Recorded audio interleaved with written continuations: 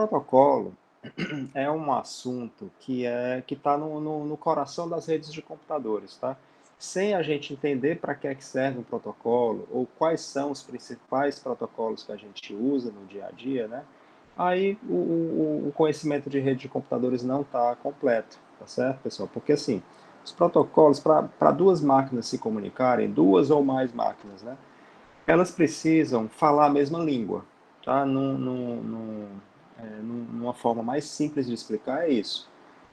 Do mesmo jeito de duas pessoas, para duas pessoas conseguirem se comunicar, elas precisam falar a mesma língua, né? Se eu sei português e a outra pessoa sabe português, a gente consegue se comunicar. Por quê? Porque a gente conhece o código daquela língua, a gente conhece as palavras, a gente sabe quais são os fonemas, a gente sabe quais são os significados das palavras. Então, tem uma parte que a gente chama de. Só um minuto que eu vou habilitar aqui uma coisa. Tem uma parte que a gente chama de sintaxe, sintaxe da linguagem, né, ou do protocolo. Deixa eu ver aqui como é que eu aumento essa letra aqui.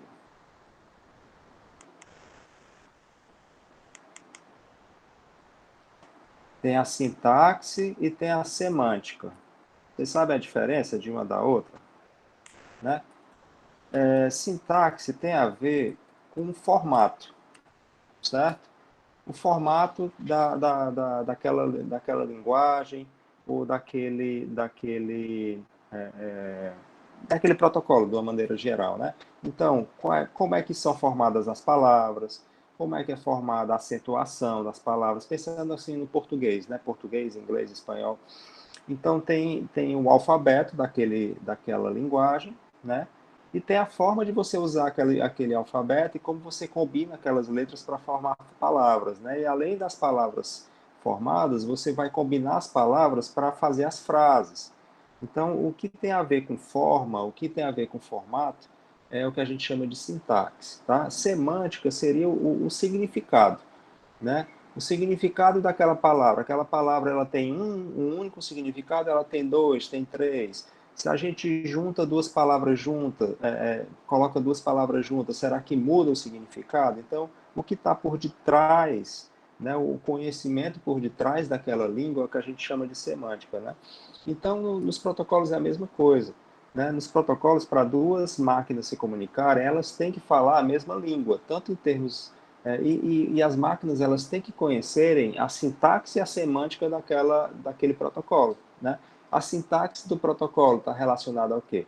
Está relacionado, por exemplo, a como aquele protocolo organiza os bytes dentro dos campos daquele pacote. Né? Porque cada protocolo ele vai formar um pacote, é como se fosse formar uma frase ou formar uma palavra, e aquela palavra, aquele pacote, ele vai ser transmitido pela rede. Né? Então, aquele pacote, ele tem um formato. Qual é o tamanho dele?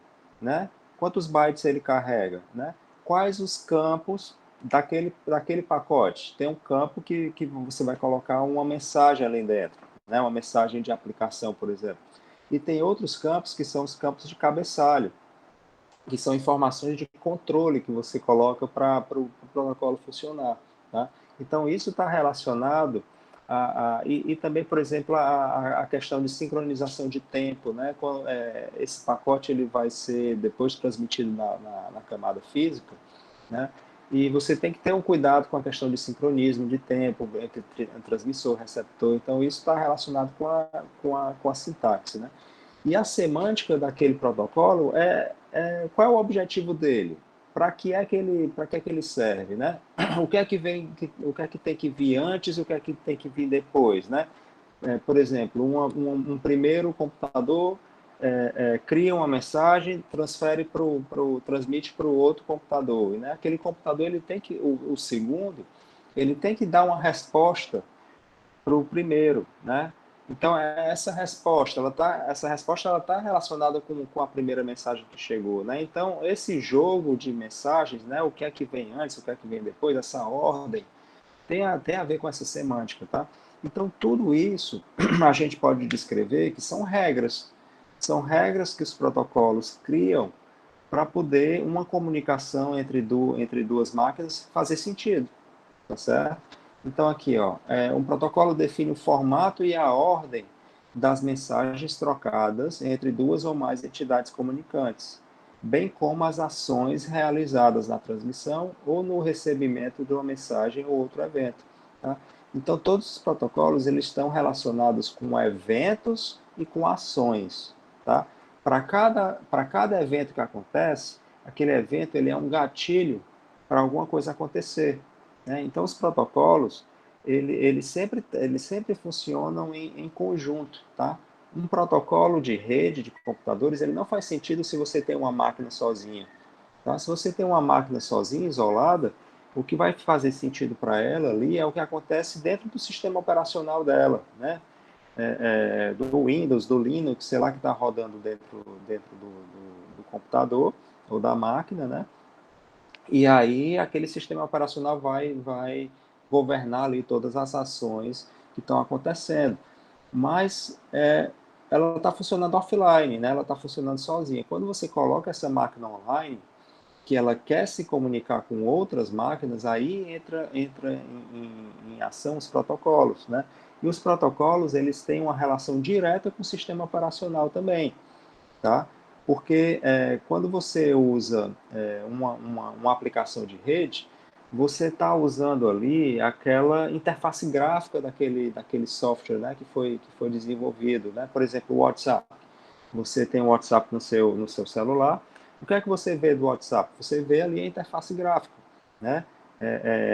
As caixinhas de texto para você digitar, para você ler as mensagens, para você incluir anexos, etc. Né? Então você está vendo aquela casca. Mas por debaixo daquilo ali, tem todo um outro conjunto de software que está funcionando, certo? Então, os protocolos que vão ser usados para o WhatsApp funcionar, muitos deles estão interagindo com o sistema operacional do teu smartphone, seja o iOS ou seja o Android, né? Então, tem uma parte que tem protocolos que se relacionam com os usuários, que estão ali, né, na camada física, mas na camada física não, desculpa, na camada de aplicação, mas a partir do momento que você sai da camada de aplicação e vai para a camada de transporte, camada de rede, etc., quem toma de conta daquela comunicação é o sistema operacional. Tá? Então você deixa de ter controle sobre o que está acontecendo e os protocolos que foram projetados para funcionar naquela aplicação são eles que vão, de forma autônoma, ali, estar criando mensagens, transmitindo, recebendo as mensagens para fazer aquela aplicação rodar, aquela aplicação funcionar bem. Então, é o que eu disse, né? Dominar a área de redes de computadores equivale a entender o que são, por que existem, como funcionam os protocolos de rede. Ok? Então, aqui tem um exemplozinho, fazendo essa analogia que eu tava dizendo, né? Entre duas pessoas se comunicando ou duas máquinas se comunicando. Então, vamos supor aqui que a Alice e o Bob, o objetivo da Alice, por exemplo, seja descobrir que horas são. Tá? Ela não tem um relógio, então ela não tem como conseguir essa informação de forma offline, por exemplo, ou de forma sozinha, né? Só ela, porque ela não tem o equipamento necessário. Então ela precisa perguntar para mais alguém, para outro alguém, essa informação. Então, se existe a necessidade de comunicação, né? Existe a necessidade de ter um protocolo de comunicação. Então, primeiro a Alice, ela cumprimenta o Bob como uma espécie de norma, de conduta daquela, né, da sociedade em que eles estão inseridos, né? Então, é de bom praxe que você cumprimente primeiro a pessoa antes de perguntar alguma coisa, né? Então, ele se cumprimenta, a Alice diz oi, o Bob diz oi. Então, existe aí um padrão dessa comunicação, uma ordem da comunicação. Primeiro um se apresenta, depois o outro responde. E aí a Alice vai direto ao ponto e pergunta: que horas são? Aí o Bob, ao receber essa mensagem, ao entender o significado dessa mensagem, ele pega e responde, né? Que ele tem aquela informação da hora, né? E do mesmo jeito acontece entre duas máquinas, né? Do lado direito aqui, eu tenho um cliente, uma máquina cliente, certo? E uma máquina servidora. Tem um cliente e um servidor. Então, o cliente, qual é o objetivo do cliente? O cliente ele quer acessar uma página web. Tá? Essa página web ela está hospedada nesse servidor. Ou seja, é uma informação que ele precisa, é uma informação que ele quer, mas que ele não tem. Essa página web não está localizada na memória dele, né? No HD ou na memória RAM dele. Então, ele precisa buscar essa informação em outra parte da rede, né? Em outra parte da internet. Então, do mesmo jeito, para ele solicitar essa página web, ele não pode, né, ir direto ao ponto, porque antes precisa existir uma apresentação, precisa existir um conhecimento entre as partes para eles fazerem isso, tá? Então, isso é feito através da abertura de uma conexão TCP, né? TCP é um protocolo da camada de transporte, certo? Então, tem uma aplicação rodando no cliente, no servidor. Que aplicação seria essa, né? O cliente, o que está rodando no cliente é o browser, né? É o software do browser que ele abriu e ele vai lá e digita qual é o URL da página que ele quer acessar, né? Então, essa é a interface gráfica que ele está vendo, né? Mas, por debaixo daquela interface gráfica, né? Em comunicação com o sistema operacional da máquina dele, o TCP ele vai estar agindo. Tá? Então, o sistema operacional ele abre uma conexão TCP entre o cliente e o servidor. Então, precisa haver aqui uma apresentação. Então, existe uma mensagem que o cliente manda para o servidor, existe uma mensagem que o servidor envia para o cliente, que é uma resposta a essa conexão TCP, dizendo que ele aceita abrir essa conexão, que ele reconhece quem é o cliente, né?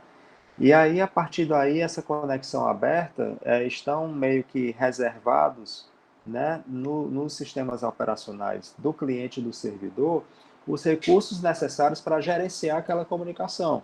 Por exemplo, um buffer, né, um buffer de pacotes que vai existir aqui no transmissor, vai ter que ter um buffer de pacotes que vai existir aqui no receptor. Eles criam uma série de variáveis que precisam estar sendo monitoradas nessa comunicação, né? Porque o TCP ele tem uma série de ações que ele realiza.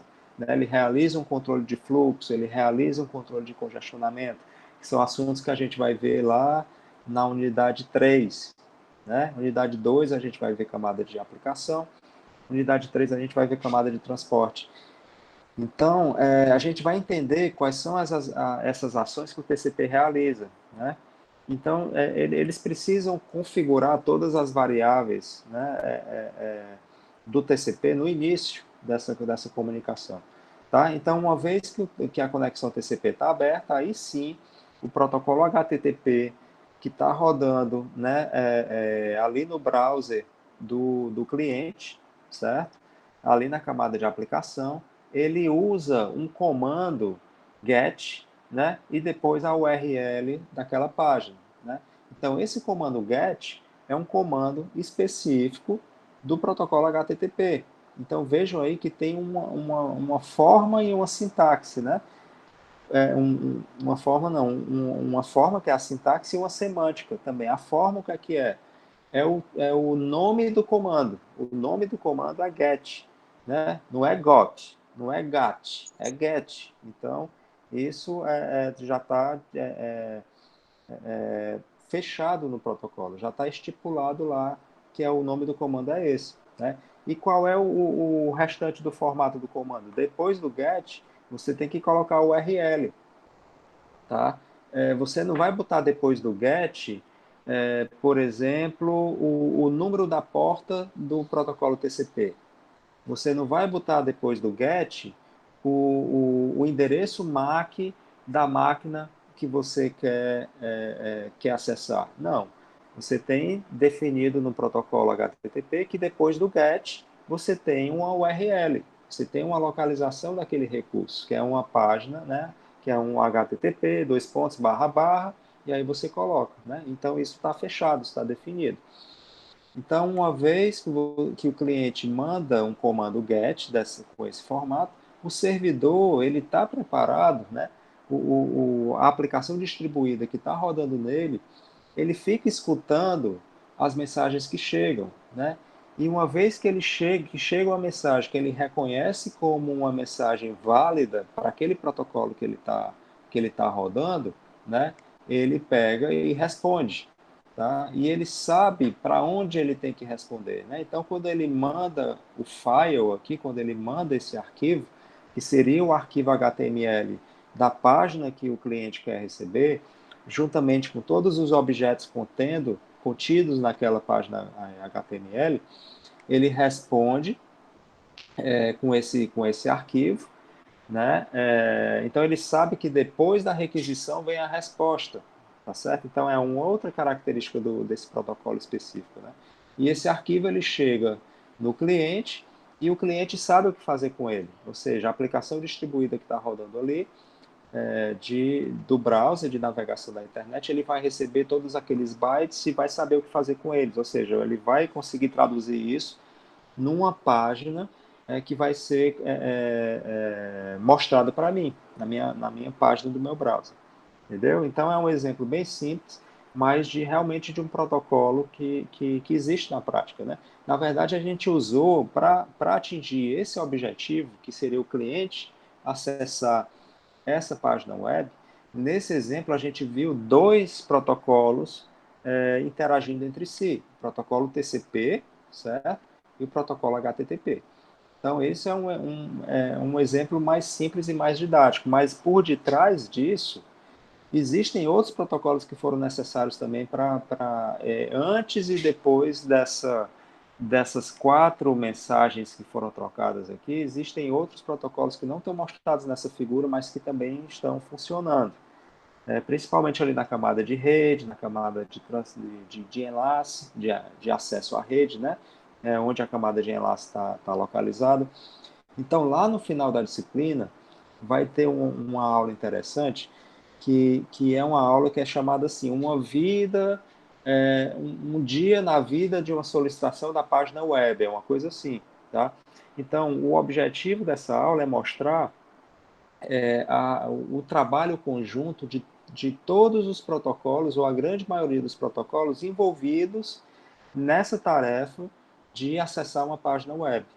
Então, a gente vai ver toda a parte de DNS, a parte de DHCP, que é a parte para pegar o endereço IP da máquina, o protocolo ARP, o protocolo de roteamento dos pacotes dentro da internet. Então, tem todo um conjunto de coisas ainda que a gente vai aprender ao longo da disciplina, para vocês entenderem esse exemplo final que a gente vai dar. Né? Então, o exemplo final vai ser justamente montar um quebra-cabeça de várias peças que a gente vai aprendendo ao longo da disciplina. Então, sempre ao longo da disciplina, eu vou estar tentando, junto com vocês, estar juntando essas peças, para ser mais fácil para a gente entender, no final, o funcionamento em conjunto de todas elas. Ok? Tranquilo até agora?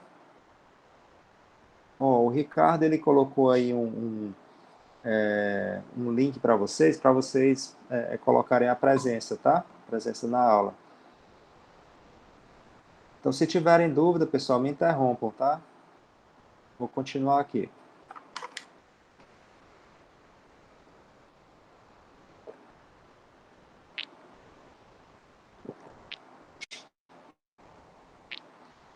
Então, esse exemplozinho aqui que tem nos slides é uma aplicação que seria uma aplicação de mensagem instantânea.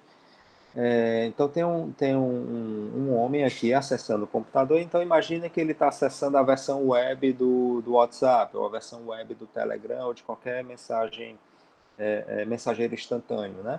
Então, ele abriu aqui no computador dele um software, uma aplicação, onde ele vai digitar uma mensagem e ele vai enviar essa mensagem para alguém.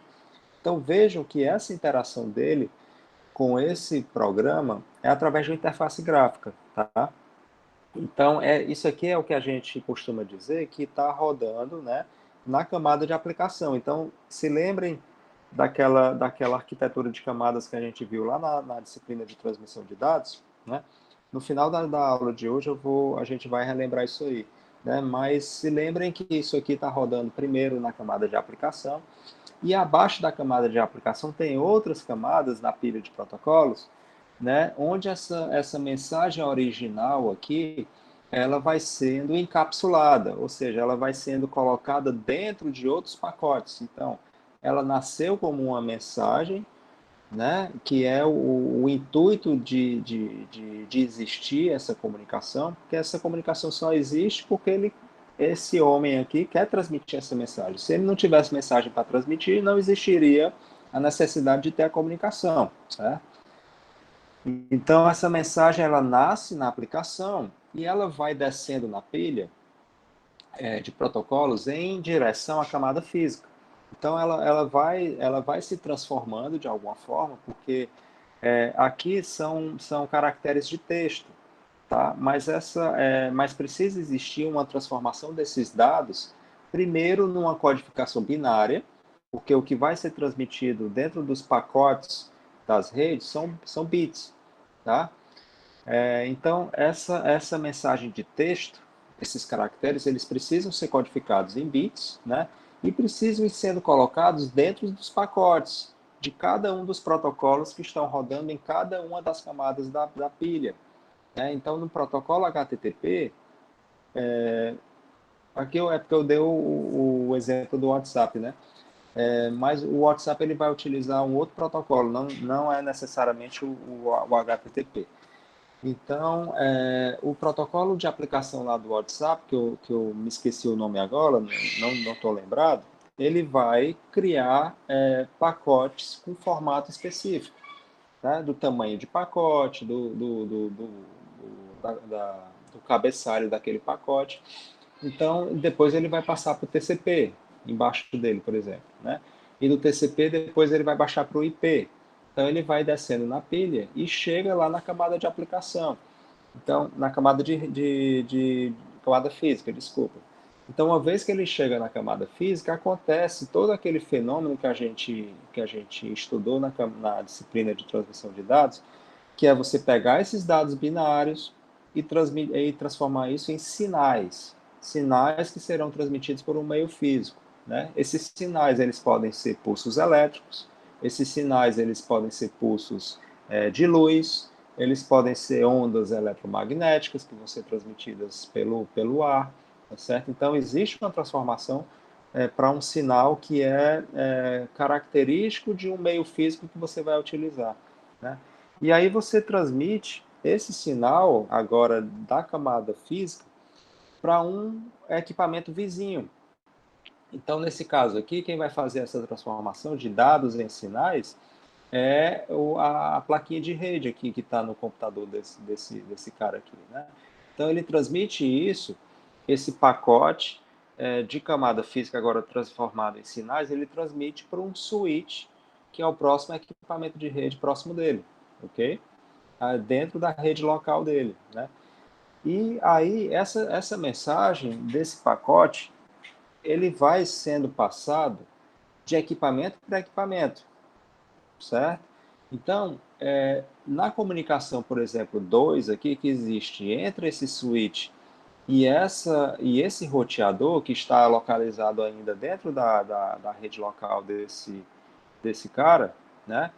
Ele não precisa haver um funcionamento de todos os protocolos da pilha de protocolos, né? Porque a comunicação que existe entre o switch e o roteador não precisa passar pela interface gráfica, por exemplo, né? A interface gráfica ela foi necessária num primeiro momento para esse usuário entrar com a mensagem que ele queria transmitir, né? Depois ela perde a função dela, porque depois, quando essa mensagem estiver sendo movimentada, transmitida por dentro da rede, eu não preciso mais acessar o conteúdo dessa mensagem. Essa mensagem ela só vai fazer sentido de novo quando eu chegar lá no meu destino final, para o usuário que está lá do outro lado poder mostrar para ele essa mensagem de novo. Enquanto isso, ela vai ser somente bits que vão estar localizados dentro dos pacotes, tá certo? E uma vez que ela é codificada em bits, uma vez que ela é colocada dentro dos pacotes, eu não preciso mais ficar tirando ela do lugar, né? Ela fica paradinha lá ela vai estar sendo encapsulada dentro de outros pacotes, mas ela permanece intacta, né? Imaginando o caso que a gente não tem erros na comunicação, porque se a gente tiver erros na comunicação, se a gente, por exemplo, perder essa mensagem, ela vai ser quebrada em várias partes, para serem transmitidas em diferentes pacotes. Então, imagina que um pacote no meio desse fluxo é perdido. Então, uma parte dos bits dessa mensagem será perdida, né? E aí é necessário que existam protocolos, por exemplo, para pedir uma retransmissão dos dados, e aí é você recuperar aqueles bits que tinham sido perdidos, né? Ou então você está fazendo a transmissão ali pela camada física, mas existe ali um evento de ruído, um evento de interferência, que ocasiona uma inversão de bits, né, de 0 para 1 ou de 1 para 0. Então, os bits que representavam aquela mensagem podem ser adulterados, eles podem ser pode acontecer um erro por causa de um ruído. Então, mais uma vez, se você tiver mecanismos para consertar esse erro, ótimo, você conserta. Se não, aquele bit vai chegar errado no teu receptor. Mas o que eu estou querendo dizer para vocês é que nessa comunicação aqui, por exemplo, do switch para o roteador, somente os protocolos mais inferiores na pilha de protocolos vão estar trabalhando ali na camada física e na camada de enlace, que no modelo do TCP/IP a gente chama que é a camada de acesso à rede, que é a primeira camada, né? Então, em muitos momentos, na maioria dos trechos dessa comunicação que vai existir entre um usuário e outro, quem vai estar trabalhando são os protocolos relacionados à movimentação dos dados, porque esses dados, esses pacotes, essas mensagens, elas precisam ir seguindo à frente, né? Porque do roteador, por exemplo, né, ele vai depois para a internet. E tem essa nuvem que a gente chama aqui de redes de dados, ou a internet, que nada mais é do que uma malha imensa de outros roteadores, que vão estar pegando esses pacotes e seguindo eles para dentro de uma rota que foi determinada para aquela comunicação.